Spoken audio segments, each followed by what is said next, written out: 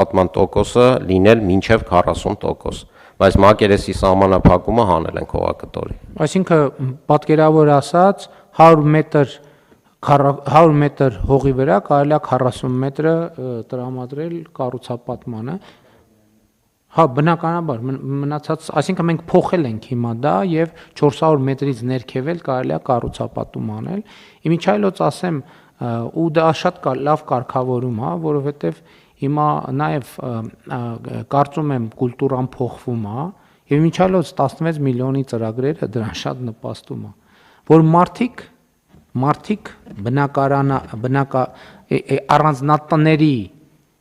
չափերի փոփոխություն է տեղի ունենում։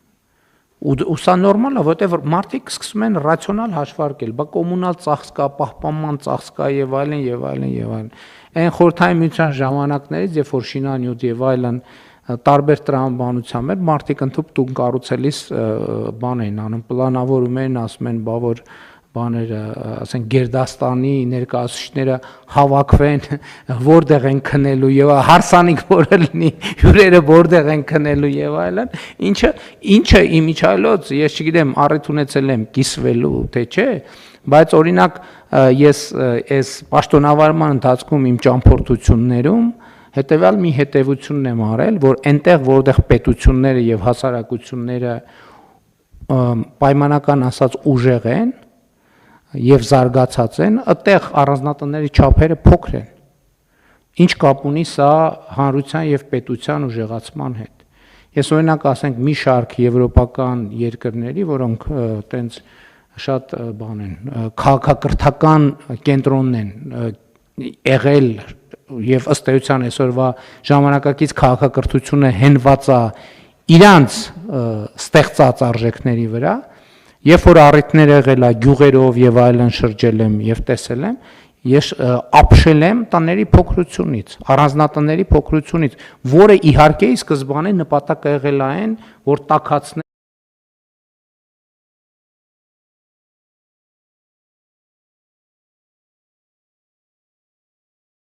Խաչատրյանը տնտեսագիտական, բայց այդ ապա Խաչատրյանը ասում է փողը չի երիքում Փարիզի համար, բայց դա նորմալ է, բայց դա լավ է, այսինքն դա ռացիոնալ է, համենայն դեպս եթե առաջնահերթությունը Փարիզ բլներ, առաջինը Փարիզ կսարքեին, մնացածը եւ դա հենց կառավարության բովանդակային դերն է։ Իմաստ չունի դե Փարիզ սարքելը, որովհետեւ ճիշտ ասեց Տիկին Ավանեսյանը, պետությունը Փարիզ դրել է արդեն, համեց։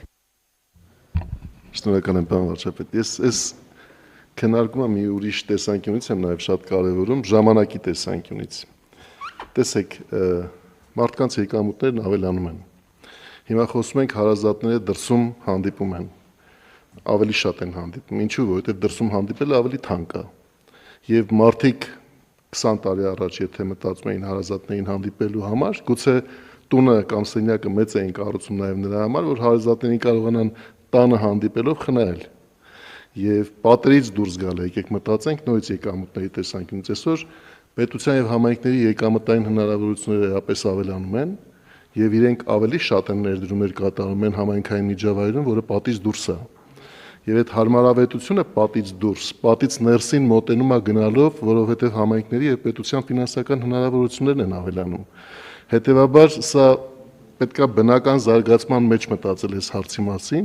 օրինակ ես էլ իմ մասին որ մտածում եմ, ես 20 տարի առաջ երբ որ տուն էի կառուցում, մի մեծ սենյակ էի կառուցում, որտեղ մտածում էի, որ պետք է հարազատներին կարողանամ հավաքել։ Եվ այդպես էլ արել եմ, որովհետև 20 տարի առաջ դա էր մտածողությունը պահանջում, հիմա եթե այդ նույն բանն անեի, կարող այլ կերպ անել, եւ հիմա երիտասարդները բնականաբար չեն էլ հասկանա դա։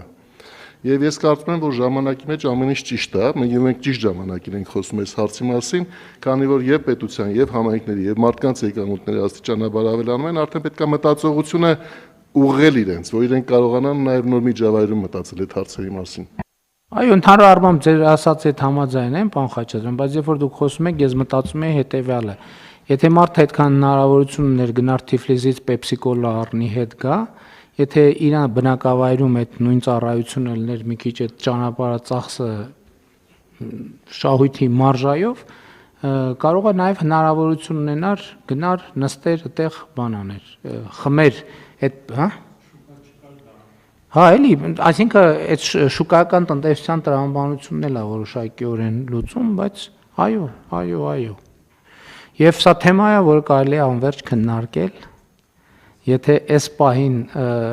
այսինքն արդեն ահագին քննարկեցինք, եթե այլ դիտարկումներ չկան, չմոռանանք ինչի համար ենք հավաքվել, իսկ խոսքը 56-րդ հարցի մասին էր, որը դրվում է քվեարկության, ովքեր են դեմ որոշման ընդունմանը, դեմ չկա, որոշումն ընդունված է։ Քննարկում ենք հարց համար 53-ը բուսաբուծության աջակցության